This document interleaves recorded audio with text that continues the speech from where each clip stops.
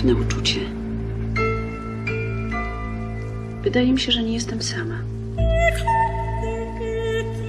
Że nie jestem sama na świecie.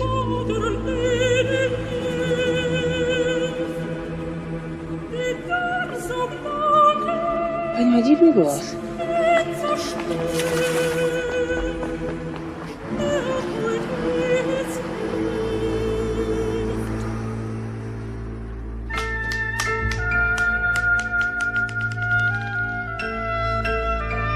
Weronika, a tobie jak poszło? Dobrze. Nawet się przestraszyłam, że za dobrze.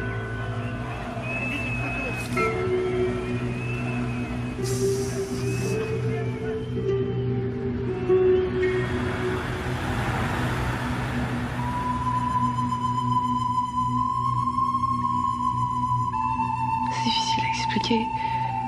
Pendant toute ma vie, j'ai eu l'impression d'être à la fois ici et ailleurs.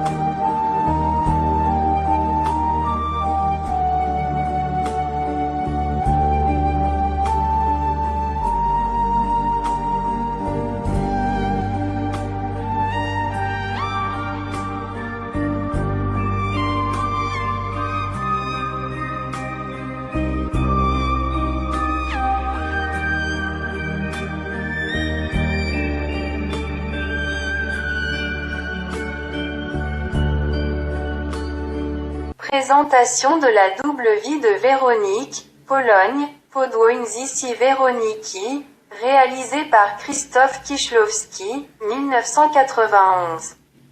Par Nasreddin Djema, cinéaste, critique et historien du cinéma. Bonjour messieurs, dames, et bienvenue à mon émission consacrée au cinéma, et spécialement au cinéma d'auteur, c'est-à-dire pour ceux qui ne savent pas ce que signifie ce genre de cinéma. Les non-cinéphiles, c'est-à-dire, c'est un cinéma caractérisé par sa non-commercialisation, un film qui ne cherche pas à recueillir de l'argent, mais de toucher les émotions et les sensations du spectateur. Enfin bref. Bon, aujourd'hui, je vais vous présenter un film polonais, magique et très virtuose et sensationnel, et surréaliste aussi. Il s'agit de La double vie de Véronique, de Krzysztof Kieślowski, un film qui a vraiment marqué le cinéma par l'originalité, dont l'intrigue est très originale, une bonne idée, vraiment sensationnelle et admirable, écrite par le réalisateur Krzysztof Kieślowski ainsi que le scénariste Krzysztof Pajzewicz. Bon, Le récit nous raconte deux vies semblables, comme le titre l'indique. Véronika, qui vit en Pologne et qui a perdu sa mère étant enfant. Et elle a un don pour la musique et spécialement le chant. Et elle aime courir partout en étant perpétuellement essoufflée à cause d'un problème cardiaque. Elle avait un souffle du cœur, une maladie très grave. Et l'autre Véronique, qui vit en France, à Paris, et qui avait les mêmes goûts et sensations que Véronika, c'est-à-dire elle avait un don pour la musique et le chant et tout le reste. Et aussi, elle avait perdu sa mère étant enfant. Et elle souffre du même problème cardiaque que l'autre Véronika. Le film tient de la logique du rêve et qui fait appel à cette partie de notre cerveau et qui est celle des sensations, du souvenir sensationnel dont on ne sait plus si elles font partie d'un rêve ancien ou de la réalité, ce qui est très rare au cinéma, à part quelques films du réalisateur italien Michelangelo Antonioni, Le désert rouge ou Profession reporter, entre autres, ou L'Éclipse. La double vie de Véronique nous dévoile l'insondable mystère de l'existence à travers ces deux personnages, ou si vous voulez, nos deux héroïnes, qui n'ont aucun lien de parenté et ne se connaissent pas, et aussi vivent dans deux différents pays. Pour Véronika, c'est la Pologne, Varsovie, et pour Véronique, la France, Paris. Il s'agit ici de spiritualité et de télépathie, si j'ose dire. Le reste, c'est de l'étrange, chargé de forts potentiels émotionnels que partagent les deux protagonistes, Véronika et Véronique. Elle ressent inconsciemment les mêmes émotions liées à leur action en parallèle. Ces deux vies, enfin ces deux âmes, si vous voulez, magistralement filmées par Kieslowski, avec des plans ayant un effet virtuel sublime, comme le passage de l'anneau en or autour de l'œil, une scène mythique du 7e art, le regard de Véronika sur Véronique, son double, à Cracovie, figé au milieu d'une place remplie de manifestants et de soldats anti-émeutes. Elle a une place remplie de manifestants et de soldats anti-émeutes. Elle la regarde, c'est-à-dire elle regarde son double monter le bus qui la ramène à Paris et prendre des photos à travers les vitres. Les plans subjectifs qui représentent la vision de Véronika, vacillant les perspectives et se déforment à nos yeux jusqu'à ce qu'elle meure sur scène au milieu des violons en plein chant. On suit ensuite Véronique qui éprouve une immense tristesse et qu'elle est incapable d'expliquer.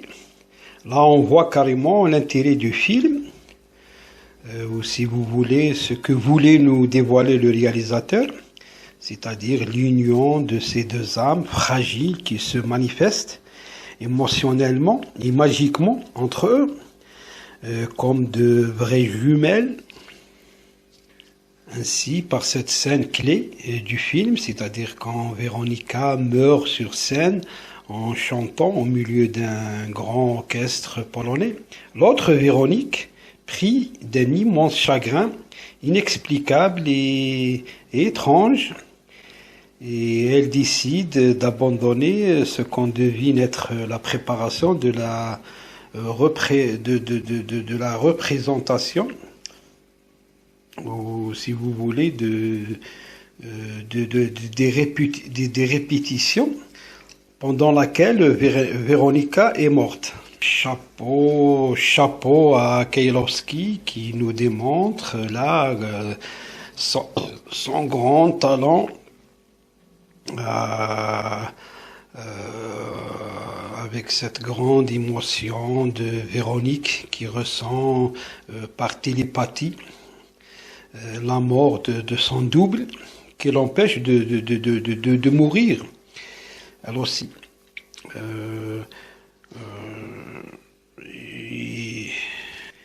Et plus tard, elle reçoit un coup de téléphone anonyme, puis un lacet et finalement une cassette audio qui lui donne des indices sur son auteur.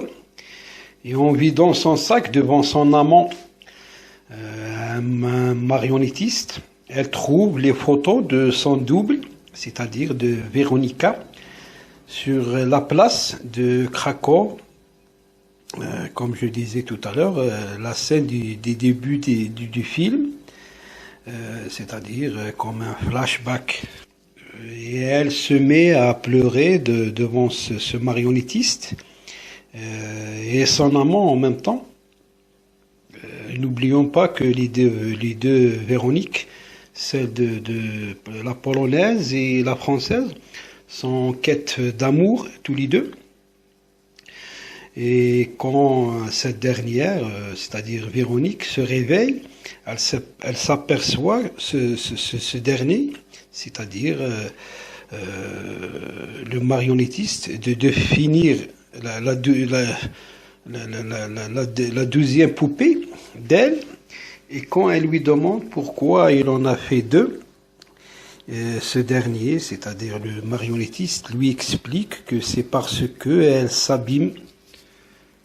Bon, Véronique manipule son double en marionnette pendant que l'autre gît à terre et que le marionnettiste lui lit la première version d'un conte qu'il a écrit sur ces deux femmes, ces doubles de deux continents différents. Et ces marionnettes qui sont un rappel poétique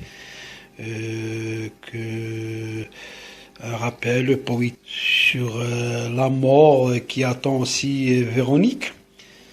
C'est vraiment incroyable comme idée sur le plan scénaristique. Côté surréaliste aussi, on voit un nain avocat, un vieillard exhibitionniste, et aussi des personnages au milieu de conversations qui n'ont ni début ni fin. Un plan de Véronica dans la tombe qu'on commence à recouvrir de terre. Et il y a aussi de l'onirisation. Enfin, le rêve, comme j'ai dit tout à l'heure, lorsque on voit une vieille femme qui traverse le champ, vue par les yeux de Véronica et de Véronique.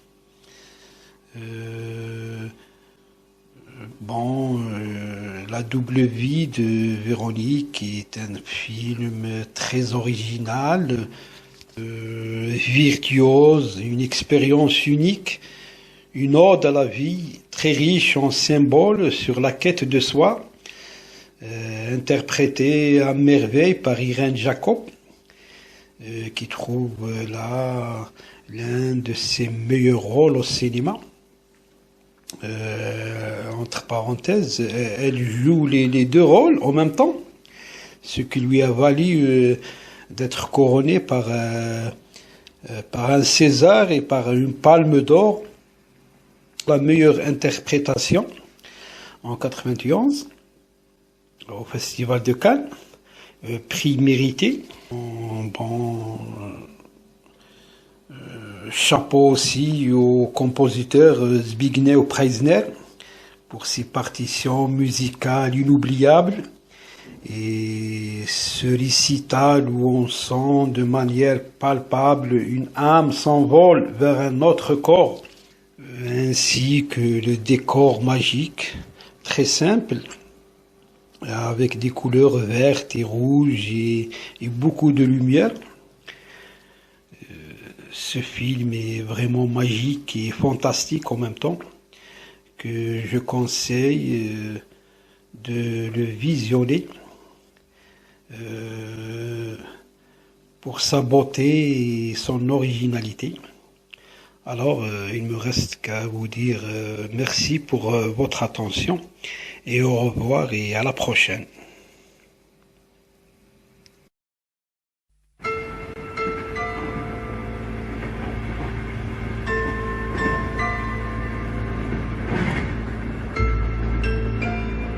Mam dziwne uczucie. Wydaje mi się, że nie jestem sama.